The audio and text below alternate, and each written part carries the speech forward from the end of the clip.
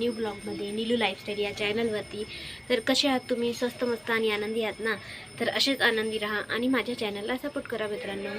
तर आज मला बरं नाही वाटत आहे, माहीत नाही, हेड्याक होता त्याच्या आता अचानक काय झालं माहिती नाही. तर तुम्ही मला सांगितलं नाही कमेंट बॉक्समध्ये की तुमचं नवीन वर्ष तुमची विश काय आहे, ठीक आहे? तर नक्की सांगा, सांगितलं नाही तर. आणि तुम्ही कोणता संकल्प घेतला आहे नवीन वर्षात? आता काही मुलं अशी आहेत की आम्हाला मुलगी भेटत नाही लग्नासाठी, ते मुलगी बघत असतील, बरोबर ना? काही कॉलेजचे मित्र असे म्हणत असतील की आम्हाला गर्लफ्रेंड पाहिजे, आम्हाला गर्लफ्रेंड नाही आहे, बरोबर ना? आहे, असं होते. मुलींची खूप कमतरता आहे, खूप मुलं मुली वर्गात आहे, पण मुली काही मिळत नाही आहे. तर चला असू द्या, जाऊ द्या बाकीच्या गोष्टी. तर आजच्या टॉपिक मी घेऊन आलेली आहे, म्हणजेच आपला खास आहे आजचा टॉपिक. तर की माझा पुनर्विवाह कधी झालेला होता, बरोबर ना? तर म्हणजेच कधी झालेला आहे, तर माझ्या लग्नाला 1 वर्ष आणखी व्हायचं आहे.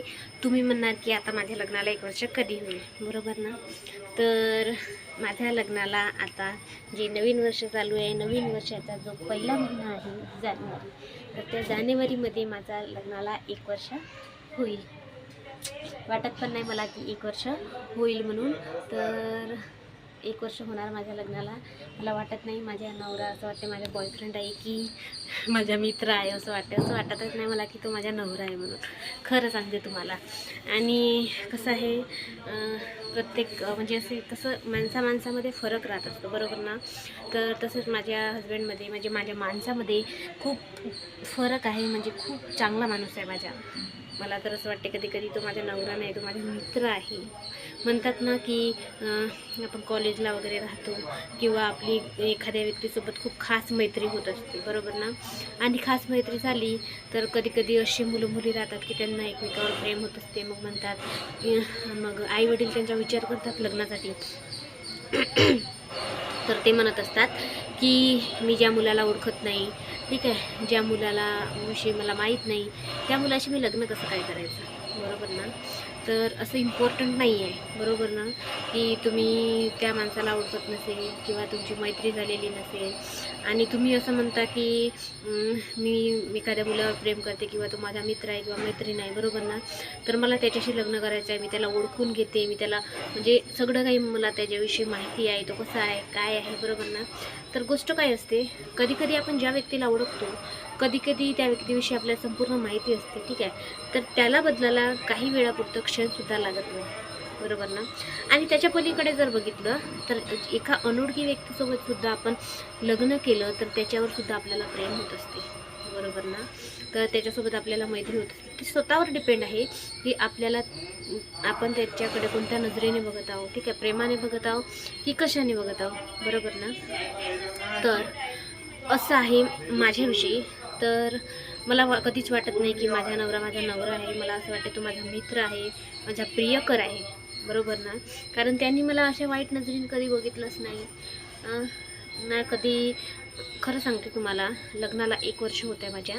तर माझ्या नवऱ्याने माझ्यावर आजपर्यंत एक चापटसुद्धा मला मारली नाही, म्हणजे थप्पडसुद्धा मारलेली नाही, ठीक आहे?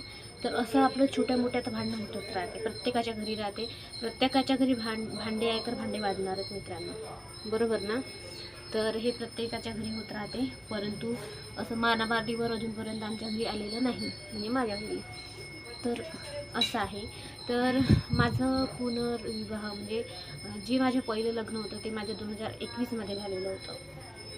तर 21मध्ये झाल्यानंतर माझा डिवोर्स झाला 2023मध्ये, ठीक आहे? काही कारणास्तव झाला, ठीक आहे? समोरच्या व्यक्तीसोबत त्याच्याही पटत नव्हतं आणि माझी, ठीक आहे? त्याच्या मनात काय होतं त्याला माहीत, ठीक आहे? माझ्या मनात असं काहीही नव्हतं. देन माझ्या 23मध्ये डिवोर्स झाला. 21मध्ये लग्न झालं, 23मध्ये डिवोर्स झाला, ठीक आहे? आणि आय एम सॉरी, 23मध्ये डिवोर्स नाही झाला माझा, 22मध्येच डिवोर्स झाला. तर आणि मग 23मध्ये म्हणजे 1 वर्ष मी लग्न केलेलं नाही, ठीक आहे? म्हणजेच 23मध्ये मग मी इकडे आली. कधी? नोव्हेंबरमध्ये. म्हणजे 2023मध्ये नोव्हेंबरमध्ये लास्ट, ठीक आहे? लास्ट नोव्हेंबरमध्ये 2023ला, म्हणजे मागच्या वर्षी, ठीक आहे? तर आणि मग मागच्या वर्षी माझं लग्न झालं, म्हणजे 2024मध्ये 17 जानेवारी 2024ला माझा पुनर्विवाह झाला. ठीक आहे. तर तोही माझ्या मर्जीनी नाही झाला, म्हणजे मी लव्ह मॅरेज नाही केलेला आहे. माझ्या मम्मी पप्पाच्या मनाने माझं हे लव्ह मॅरेज झालेलं आहे. मी तर तुम्हाला याच्या आधी पण एक पर्सनल व्हिडिओ बनवलेला आहे, तो नक्की बघा. तुम्हाला आधी पण म्हटलं की मी आता लग्नाचा विचार करत नाही, मला लग्न करायचं नाही, बरोबर ना. तर हे पुनर्विवाह करणं योग्य आहे की अयोग्य आहे, हा जी मला तुम्हाला सांगायचं आहे. तर पुनर्विवाह करणं अयोग्य नाही, ठीक आहे. कारण जर एक मुलगा किंवा मुलगी म्हणा, ठीक आहे, इकडे बॅकग्राऊंड थोडा प्रॉब्लेम आहे आवाजाचा, तर सांभाळून घ्या. तर बघा, आपण जरी स्वतःच्या मनाने आधी जर लव्ह मॅरेज केलेलं असेल, प्रत्येक मुलामुलीसोबत गलती होत असते, मिस्टेक होत असते, कारण ते वयच राहते आपलं बिघडण्याचं, बरोबर ना. तर ते करायच्या आधीच तुम्ही आईवडिलांची परमिशन घ्या, ठीक आहे. जे मी चुकी केली ते तुम्ही चुकी करू नका, बरोबर ना. तर कसं आहे, त्यांच्या विरोधात जाऊन लग्न करणं, ठीक आहे, आणि मग ते शेवटाला तर जात नाहीच नाही, बरोबर ना. तर आधी व्यवस्थित निर्णय घ्या. निर्णय चुकत असेल तर त्यांचं डिसिजन घ्या तुम्ही, बरोबर आहे की नाही, मला करायचं की नाही, ठीक आहे. कारण आपले आईवडील आपला चांगलाच विचार करतात, हे मला आता समजते आताच्या घडीला, ठीक आहे. माझी जे 1 वर्ष गेलं ते मला समजलंच नाही की माझे एवढे आनंदाचे क्षण कसे काय गेले, खरं सांगते तुम्हाला. तर माझ्या आईवडिलांनी हा निर्णय घेतलेला होता लव्ह मॅरेजचा. तर तुम्हाला खरं सांगते, एक मुलगा किंवा मुलगी डिवोर्स झाल्यानंतर आणि जर वय कमी असेल, ठीक आहे, माझं तर वय 26, मागच्या वर्षी 26, यावर्षी 27, म्हणजे 25 समजून जा, तेव्हा माझं डिवोर्स झालं. तर एक मुलगी किंवा मुलगा एवढ्या डिवोर्स झाला असेल तर एकटं कसं आयुष्य पूर्ण घालवू शकत नाही, बरोबर ना. तर तुम्ही पुनर्विवाहाचा निर्णय घ्या, हे चुकीचे नाही आहे, पण कसं घ्या, आईवडिलांनी जर तुमचा निर्णय घेतलेला असेल तर ते व्यवस्थित घेऊन बघा, म्हणजे विचार करून ते करा, निर्णय घ्या, म्हणजे आईवडील तुमचा निर्णय चुकीचा घेणार नाही, बरोबर ना. ते तुमच्यासाठी चांगलंच स्थळ बघतील, चांगलाच निर्णय घेतील. असं आहे, आता प्रत्येकाचं पहिलंही काही चांगलं नसतं, बरोबर ना, आणि सगळ्या कोणाकोणाचं चांगलंही असतं, ठीक आहे, हे काही सांगता येत नाही, बरोबर ना.